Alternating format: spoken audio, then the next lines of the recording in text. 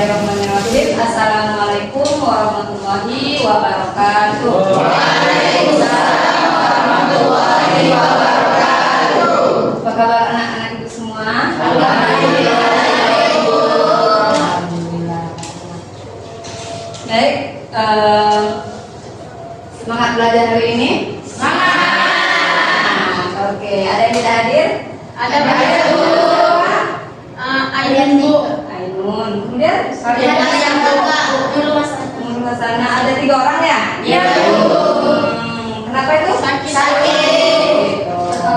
Kita doakan teman kita yang sakit semoga cepat sembuh ya. Dan dapat menemani belajar bersama kita di sini. Amin. Baik, sebelum Ibu memulai materi kita hari ini, ada yang masih ingat materi kita minggu lalu?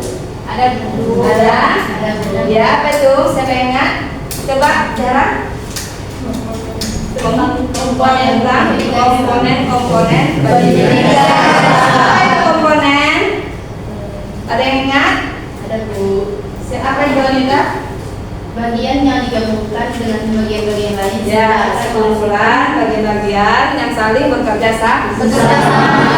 Unsur-unsur yang tersusun secara teratur yang saling berkaitan antara satu dan yang lainnya. Oke, ada berapa komponen-komponen pendidikan Islam? Ada 6. Yang pertama itu apa? Siapa yang tahu?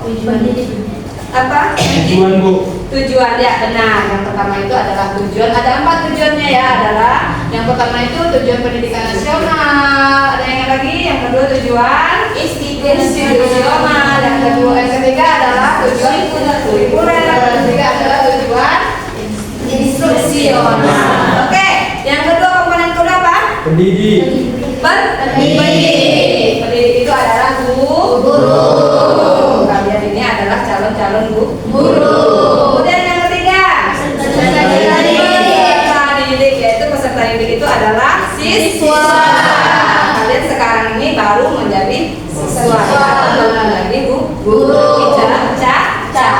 Oke, yang keempat, materi atau bahan ajar. Kemudian yang kelima, metode yang cara-cara bagaimana kita mengajari, metode apa yang kita pakai, misalnya metode teladan atau metode diskusi atau metode kemudian yang keenam, evaluasi. Oke, evaluasi itu adalah penilaian. Oke, cukup, itu adalah materi kita minggu yang lalu.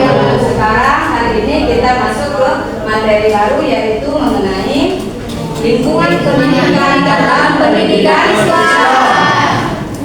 Apa itu lingkungan? Ada yang tahu lingkungan selain yang Ibu paparkan?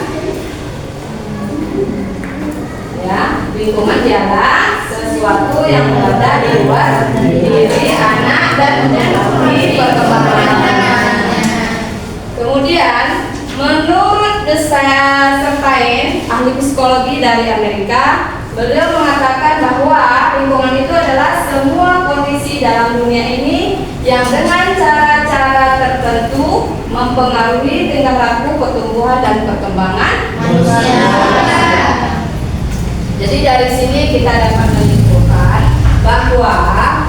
bahwa lingkungan itu adalah sangat berpengaruh terhadap perkembangan dan pertumbuhan anak didik. Apabila lingkungannya itu buruk atau kurang bagus ya, misalnya di situ ada, di lingkungan itu ada pemuda-pemudinya itu suka mabuk-mabukan, atau di situ ada main judi, apalagi kira-kira yang buruk itu di lingkungan, atau berganja, tawuran dan lain sebagainya, itu akan bisa membentuk dan mempengaruhi pribadi anak. Dan apabila lingkungan yang baik ya, yang baik, maka akan membentuk pribadi anak juga yang baik. Lingkungan yang baik itu apa? Misalnya di lingkungan itu ada kerjasama saling gotong royong, misalnya minggu ini kita gotong royong membersihkan apa misalnya ya, jalan, ada yang masjid atau ada menyapu buku dan lain sebagainya ya.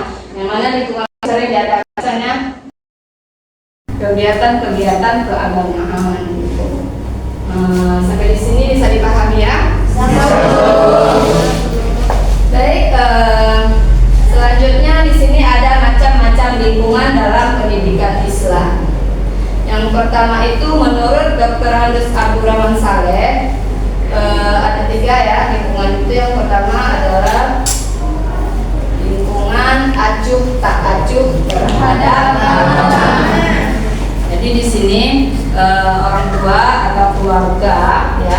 tidak menanamkan dan tidak memperdulikan pendidikan anak-anak mereka itu sejak dini atau sejak kecil, dan tidak menanamkannya ya, tidak acuh, karena mereka itu mengutamakan pendidikan umum. Kenapa? Karena mereka orang tua meyakini dan percaya bahwa dunia pendidikan umum itu lebih menjamin nantinya anak-anak mereka itu bisa diterima di dunia pekerjaan. Padahal pendidikan agama itu adalah salah satu fondasi ya, pegangan hidup anak tersebut yang bisa nantinya akan sampai ke generasinya. Jadi seharusnya pendidikan itu harus seimbang ya, agama dan pendidikan umum. Kemudian lingkungan yang kedua itu yaitu lingkungan yang berpegang kepada tradisi agama tanpa keinsafan ya. Jadi lingkungan ini sudah ada ya dari turun temurun, misalnya dari nenek moyangnya dulu ya, sampai ke anaknya, sampai lagi ke cucunya. Tetapi tidak menjalankan apa-apa yang sudah diperintahkan oleh syariat Islam. Misalnya di dalam keluarga tersebut tidak menjalankan ibadah sholat, misalnya sholat waktu, kemudian tidak mengajarkan anak-anaknya mengaji, atau tidak puasa, atau tidak membayar zakat. Jadi tidak membayar dan tidak menjalankan syariat agama, tetapi dia beragama Islam. Itu apa istilahnya tuh ya, Islam KTP aja lah, pokoknya dia Islam, tapi ajaran-ajaran itu dalam bolos, nggak usah dijalankan. Dan kemudian lingkungan yang ketiga adalah lingkungan yang memiliki tradisi agama dengan sadar dan dalam kehidupan beragama. Nah, di sini lingkungan ini orang tua itu selalu menanamkan pendidikan agama kepada anaknya sedari kecil hingga dewasa, dan memberikan batasan dan larangan-larangan apa-apa saja yang tidak dianjurkan agama atau yang dilarang oleh agama. Nah, dari 3 macam lingkungan dalam pendidikan ini dapat kita tarik kesimpulan ya. Ada 3 yang dapat kita tarik kesimpulan dari sini, yaitu lingkungan pengaruh positif ya, ada 3 ya, lingkungan pengaruh negatif dan lingkungan pengaruh netral. Oke. Sampai sini bisa dipahami? Bisa. Oke. Adapun lingkungan pengaruh positif ialah lingkungan yang selalu mengajarkan dan mendorong dan memotivasi anak-anaknya untuk menerima, memahami, meyakini dan mengamalkan ajaran-ajaran Islam. Adapun lingkungan pengaruh negatif adalah lingkungan yang tidak mendorong anaknya ya, yang tidak mensupport anaknya untuk menerima, memahami, meyakini dan mengamalkan ajaran-ajaran agama.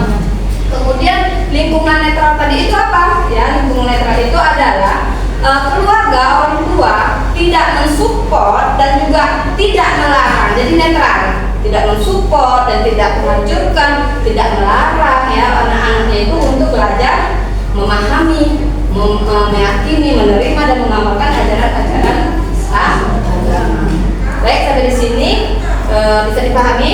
Bisa. Ada yang mau ditanya? Saya Bu. Ya, silakan. Saya ingin bertanya Bu, tidak kita pungkiri di zaman sekarang kenakalan-kenakalan remaja ini, pengaruh-pengaruh lingkungan buruk ini sangat banyak di sekitar kita. Nah, seperti yang Ibu sampaikan tadi, seperti mabuk-mabukan, berjudi online, kenakalan-kenakalan remaja yang lainnya yang mungkin bisa mempengaruhi kita atau orang-orang di sekitar kita.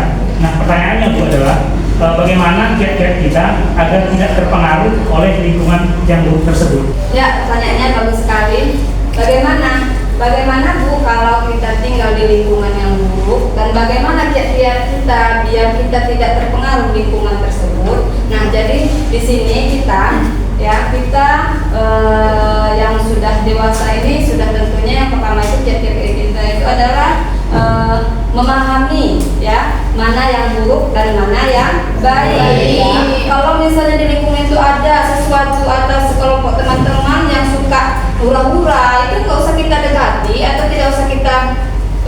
istilahnya dekat-dekat kali ya, tapi tetap berteman ya, tetap berteman, tapi tidak kita ikuti apa yang diperbuatnya. Itu yang pertama yang kita lakukan. Dan yang kedua yang kita lakukan itu adalah memilih teman yang baik. Kita memilihnya itu harus selektif. Misalnya ini, oh ini temannya bagus ini, inilah yang kita dekati. Jadi itu teman yang baik itu akan berpengaruh positif bagi diri kita ya. Kemudian introspeksi diri, sering introspeksi diri. Aku ini dah bagus apa belum ya? Kalau misalnya belum bagus, diperbaiki. Tapi kalau sudah bagus, tambah diperbaiki lagi biar lebih bagus. Kemudian selalu berpikiran positif. Misalnya nih, ada nanti teman-temannya nanti yang misalnya juara di kelas nih. Iyalah dia kan juara itu kan dia ini anak bude ini, begitu kan? Itu tidak boleh, yakin aja kalau dia oh iyalah dia kan pintar, semua tugas-tugas dijalankannya, dia patuh. Itu berpikiran positif agar kita juga termotivasi. Nah, kemudian itu kita mengisi waktu-waktu kekosongan kita, misalnya ini pulang sekolah nanti misalnya ada yang les, nanti sore ada waktu senggang sedikit berolahraga atau buat diskusi kelompok sama kawan-kawan, itu kan mengisi kosongan dengan hal yang baik-baik ya. Nah, kemudian fokus kepada pekerjaan kita sendiri, nggak usah kita urusi kerjaan orang lain, kita fokuskan aja diri kita untuk bekerja. Bahwasanya pekerjaan itu nanti akan menguntungkan kita, nggak usah kita urusin orang. Nah, sampai di sini mengerti? Baik. Kita lanjutkan pembahasan berikutnya, yaitu lembaga pendidikan dalam masyarakat. Nah, di sini ada 4 ya lembaga pendidikan dalam masyarakat. Yang pertama itu adalah keluarga. Apa itu keluarga? Keluarga adalah ikatan laki-laki dan wanita berdasarkan hukum undang-undang perkawinan yang sah. Nah, setelah wanita dan laki-laki berkeluarga itu pastinya akan melahirkan anak-anak ya, anak-anak. Nah, anak-anak inilah yang butuh pendidikan. Jadi, pendidikan yang paling utama itu adalah keluarga. Anak-anak pandai berjalan di keluarga. Anak-anak pandai berbicara dalam keluarga. Nah, itu tanyalah sekarang ini, misalnya Heri pandai berbicara di dalam mana? Dalam keluarga. Pandai menyebut mak, pak, bu e, ma e ya, misalnya bude, pak de, nenek, kakek, itu yang orang-orang terdekat dulu kita kenal ya. Itu pendidikan yang paling utama kita dapat itu adalah dalam keluarga. Jadi kita calon seorang ibu yang perempuan ya, seorang ayah bagi yang laki-laki, maka hendaklah kita menanamkan nilai-nilai agama kepada anak kita dari kecil. Karena apa yang kita lakukan, apa yang kita buat itu semuanya dicontoh dan ditiru oleh anak-anak kita. Jadi berikanlah kasih sayang yang baik kepada anak. Jangan memberikan kasih sayang yang berlebihan. Misalnya dikasih sedikit diminta, dikasih sedikit, dikasih akhirnya anaknya itu manja, susah mandiri, tidak mandiri dia, karena dia selalu apa-apa minta, ya. Kemudian tidak pede nantinya. Nah, itu dia anak-anak yang kelebihan ya, kelebihan kasih sayang. Nah, sebaliknya kalau anak-anak kekurangan kasih sayang juga akan bermasalah. Kenapa? Nanti dia bisa keras kepala, suka melawan, suka memberontak, dan lain sebagainya. Baik, ini di dalam Quran surah At-Tahrim ayat 6 yang berbunyi ya ayyuhalladzina amanu kunu anfusakum wa ahlikum artinya, wahai orang-orang yang beriman, peliharalah dirimu dan keluargamu dari siksa api neraka. Oke, pembahasan selanjutnya yang kedua, lembaga yang kedua adalah sekolah atau madrasah. Apa itu sekolah? Sekolah adalah pendidikan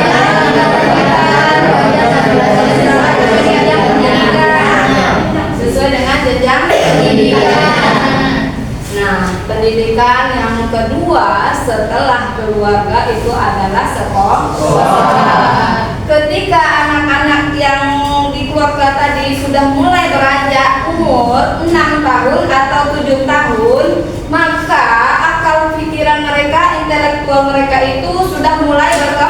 berkembang. Dan mereka sudah mampu, sudah bisa menerima pelajaran-pelajaran yang ada di sekolah. Misalnya pelajaran matematika, cara berhitung ya itu udah bisa dan mampu karena mereka itu udah mulai umur 6 atau 7 tahun. Misalnya pelajaran ilmu sosial, ilmu alam ya. Kemudian pelajaran kesenian, keterampilan, pelajaran agama dan lain sebagainya itu anak-anak sudah mulai menangkap. Jadi sudah selayaknya ya orang tua memberikan ataupun menyekolahkan anaknya ke sekolah karena tidak semua orang tua mampu ya. Tidak semua orang tua mampu mengajarkan mata pelajaran yang ada di sekolah tersebut ya. Tidak semua orang tua mampu dan kemudian memang pelajaran di sekolah itu kan bermacam ragam ya, jadi orang tua tidak semua bisa dan mampu. Makanya sudah selayaknya orang tua menyerahkan anak-anaknya itu ke sekolah karena sekolah yang dimasuki adalah sekolah yang sudah didesain sedemikian rupa untuk mendidik dan mengajarkan generasi-generasi bangsa. Nah, jadi antara sekolah dan orang tua itu harus saling bekerja sama. Di sekolah bukan hanya ilmu dasar-dasar ilmu pendidikan saja yang diberikan, akan tetapi juga ilmu-ilmu agama. Nah, ilmu agama yang ada di sekolah ini itu merupakan lanjutan ilmu agama yang diajarkan orang tua dari rumah. Jadi misalnya di rumah anak-anak sudah diajarkan nih bagaimana caranya sholat. Nanti di sekolah juga ada, jadi harus ada saling kerjasama. Tata cara sholat di sekolah dan tata cara sholat yang diajarkan di rumah itu harus linear, harus sama. Apabila ada perbedaan, ini nanti ibunya mengajarkan beda ya guru agama, nanti mamanya di rumah pun beda. Jadi anak ini bingung, kok beda ya, akhirnya mengakibatkan anak tadi tidak percaya kepada dua belah pihak. Ibunya dia nggak percaya, mamanya pun nggak percaya, beda. Ini pun beda, kayak mana yang percaya. Makanya harus ada saling kerjasama antara orang tua dan guru. Jadi sekolah yang berpengaruh, lingkungan pengaruh di sekolah yang lingkungan positif di sekolah itu adalah sekolah yang mendukung dan memotivasi ajaran-ajaran agama di sekolah tersebut. Misalnya di sekolah itu menyediakan sarana prasarana musola gitu kan, itu kan kegiatan keagamaan ya, musola, kemudian tempat berwudu, jangan musola aja tempat berwudunya nggak ada ya, anak-anak nggak bisa beribadah ya. Kemudian perpustakaan yang dimana di sana disediakan apa ya, buku-buku keagamaan, jadi anak banyak membaca referensi sejarah Islam dan lain sebagainya. Nah, sampai di sini sudah paham? Ada yang mau ditanya? Ya, silakan Putri. Di sini Ibu sudah menjelaskan di bagian lembaga pendidikan dalam masyarakat itu yang pertama itu keluarga, Bu. Iya. Bagaimana dengan anak yang memiliki keluarga yang orang tuanya sibuk, salah satunya itu ayahnya bekerja sampai sore. Anak tersebut kan otomatis tidak diberikan pelajaran agama.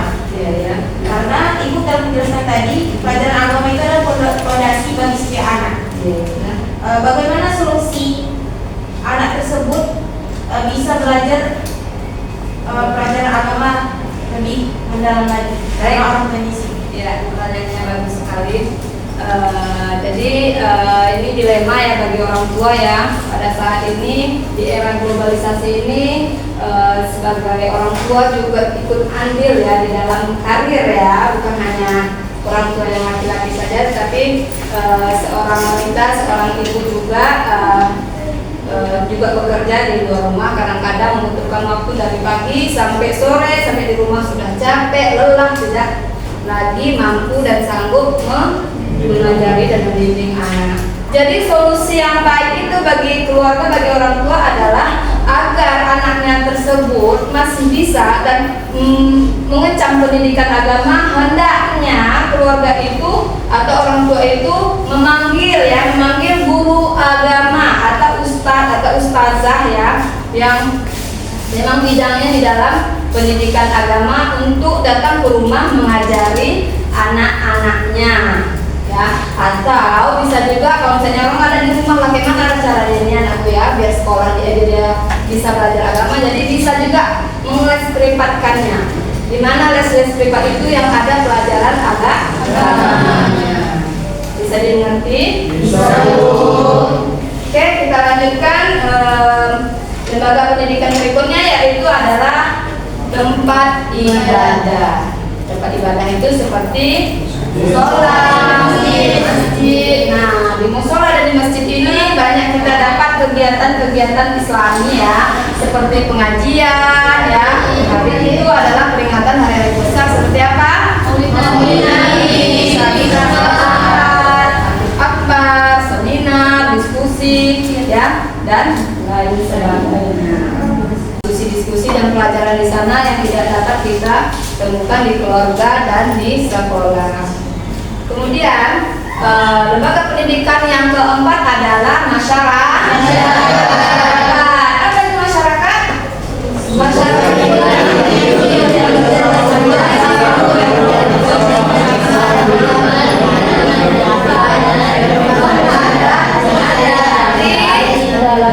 lingkungan.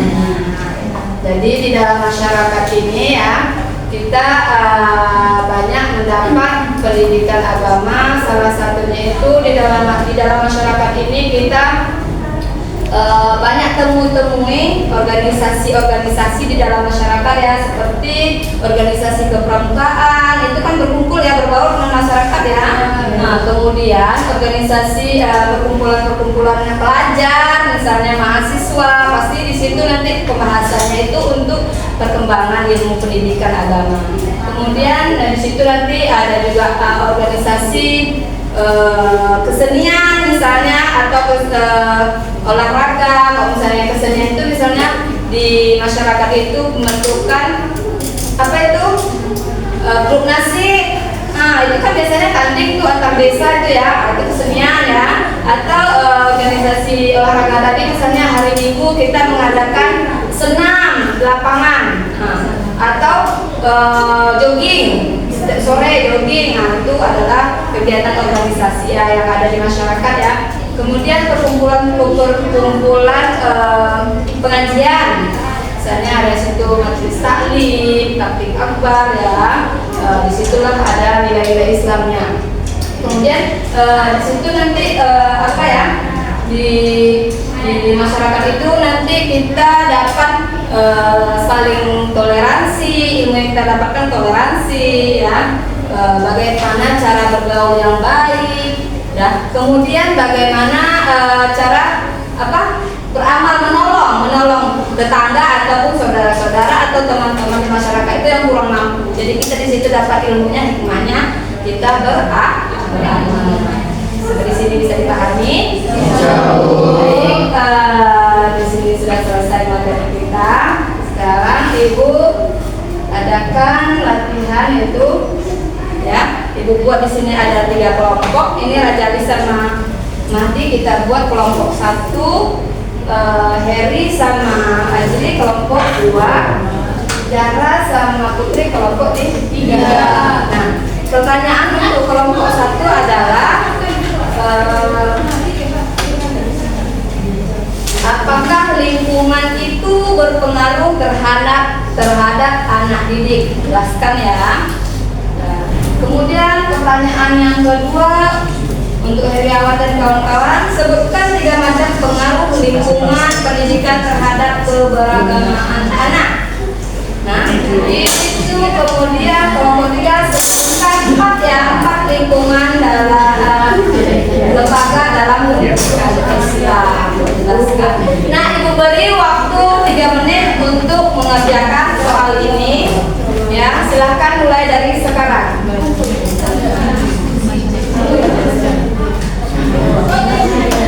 Jawabannya dikumpul Pas. Dijawab. Ini yang jauh mas. Ibu kasih waktu Ibu 3 menit. Nanti Masalah ini siapa tahu. Saya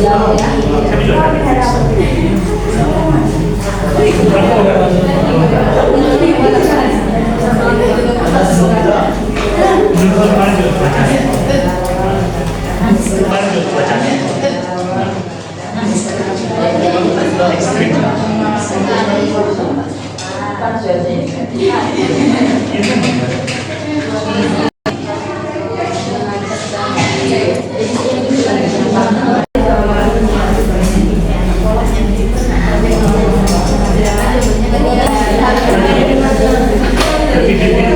Baik.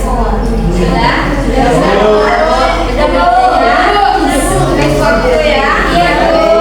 Oke, sekarang kita dengar jawaban dari kelompok 1 Madi dan teman-teman. Silakan.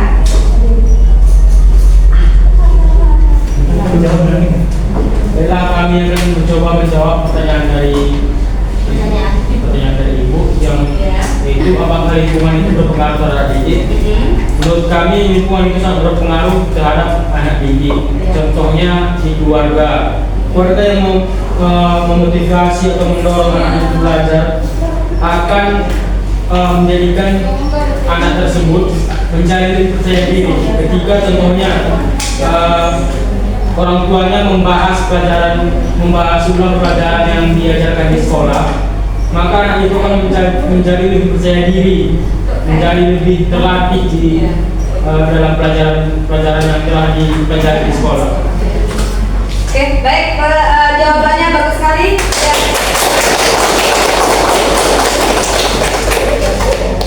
Oke, baik. Sekarang kelompok 2 silakan. Heriawan sama teman-teman siapa yang menjawab? Anita, silakan.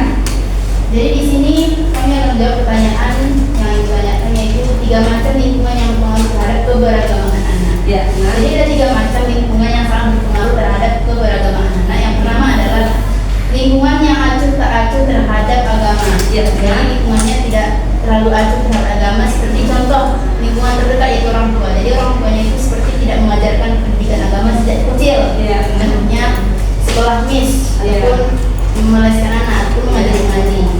Yang kedua adalah lingkungan yang berpegang kepada tradisi agama dari sejak dahulu, kemudian tapi tanpa kesadaran. Artinya mereka Islam sejak dulu dari nenek moyangnya, tetapi tidak mengajarkan syariat-syariat Islam, seperti tidak mewajibkan, tidak seolah-olah sholat 5 waktu itu tidak terlalu wajib, jadi tidak diwajibkan di rumah itu.